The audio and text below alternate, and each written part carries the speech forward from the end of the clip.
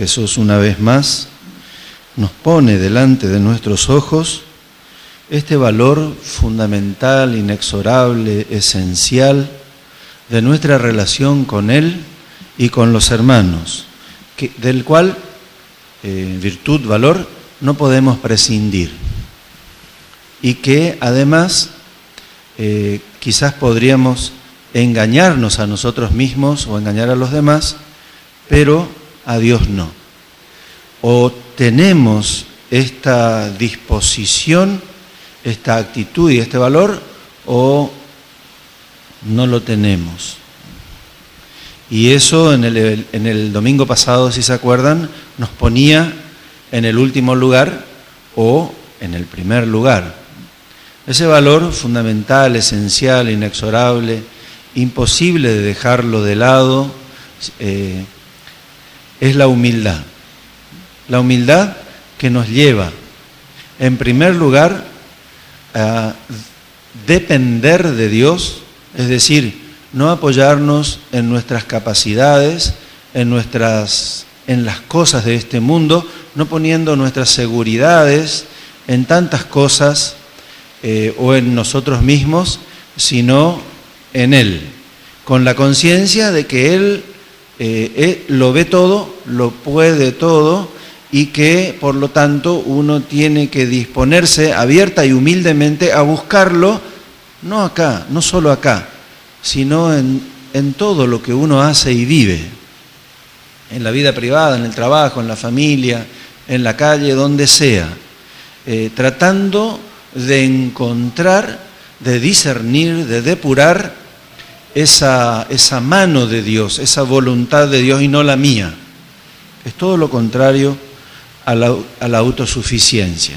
Esta realidad, esta actitud humilde, abierta, disponible, buscadora, podríamos decir así, de lo que Dios quiere, nos lleva o tiene que llevarnos de una manera concreta a la obediencia. Y de eso trata el Evangelio de hoy. El Evangelio de hoy resalta esa conclusión, esa concreción, ese punto final que es un comienzo de un proceso del corazón del hombre, que se abre, que busca, que está dispuesto, que no se cree autosuficiente, que depende de Dios y que discierne para encontrar la verdad de su presencia y no su voluntad propia, pero que tiene que desembocar real y concretamente en hechos. Por eso, muy bien dice el Evangelio, os aseguro que los publicanos y las prostitutas llegan antes que ustedes al reino de Dios, porque esta gente, como el primer hijo, tenía una disposición particular. Le dolía su miseria, no la quería, como decíamos el domingo pasado, y además buscaba en aquel que puede sanar y devolver la libertad y la salud, que es Dios. Es decir, disponían medios concretos, obedecían, trataban de cumplir. Ese último de tratar de cumplir es lo que define la obediencia y concluye el camino de la humildad. Uno puede tener muy buenas intenciones, muy lindos sentimientos, pero si esas buenas intenciones y esos lindos sentimientos no desembocan en una opción concreta, en una acción concreta que implique mi voluntad, entonces quedó inconcluso, quedó adentro mío, terminó conmigo y nada más. Si yo le hice daño a un hermano y me siento mal, me siento arrepentido, tengo un buen sentimiento de culpa porque le hice un daño y tengo la intención de ir a pedirle perdón, pero no voy y le pido perdón, quedó inconcluso, quedó conmigo, no se convirtió en un acto concreto de amor que se plasma en la opción de la voluntad, donde yo me juego de manera integral, completa. Por eso tanto en lo que toca a la conciencia de ser de nuestra miseria, que es propio de la humildad, porque la humildad es la verdad, como en lo que toca a la entrega a Dios, la entrega de amor a Dios y a los hermanos, se muestra estos dos modelos. El primero tiene una reacción profundamente humana, muy nuestra, que cuando uno tiene que hacer un acto de gratuidad donde no ganamos nada o donde no tengo remuneración, gratificación, premio, ventaja, y tengo que regalar mi tiempo y mi energía, tengo que perder, entonces aparece la reacción de la voluntad propia del no quiero, de lo rechazo, me opongo, me resulta a contrapelo, voy arrastrando los pies, protesto todo el camino. Pero si hay un fondo verdadero, es decir, si realmente internalicé el mensaje de Jesús y la verdadera obediencia, entonces uno va a resolver esa tensión que se genera cuando uno se separa de la verdad y cuando se sumerge en la voluntad propia. La realidad queda tensionada, la realidad hacia la verdad y hacia la libertad nos queda en una tensión hasta que obedezcamos resolviéndola.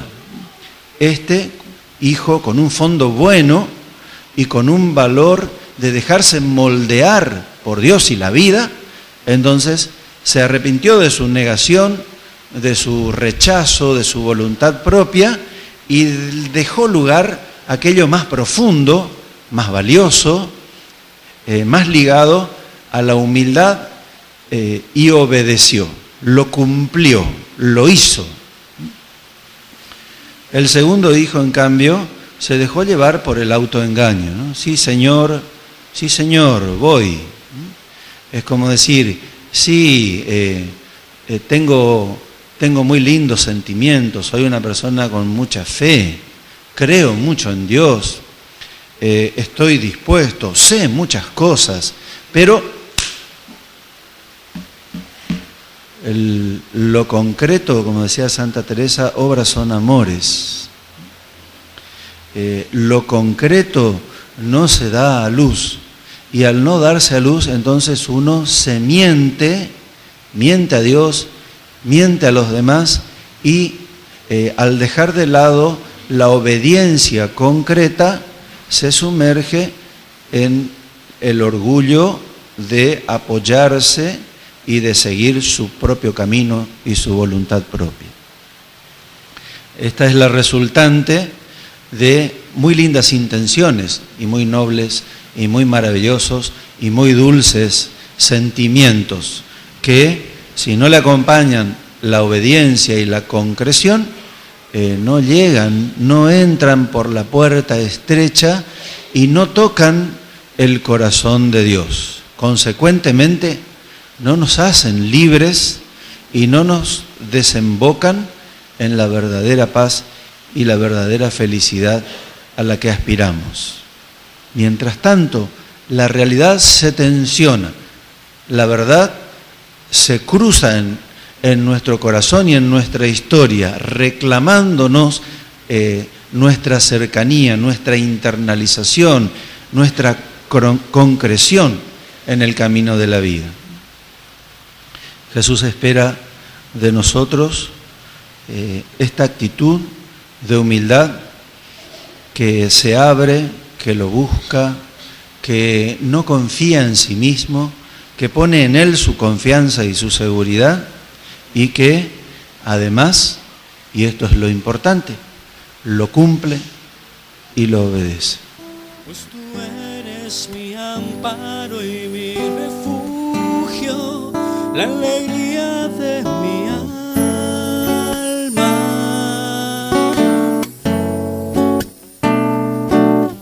Solo en ti reposa toda mi esperanza, no vacilaré en el dolor, te seguiré hasta el fin.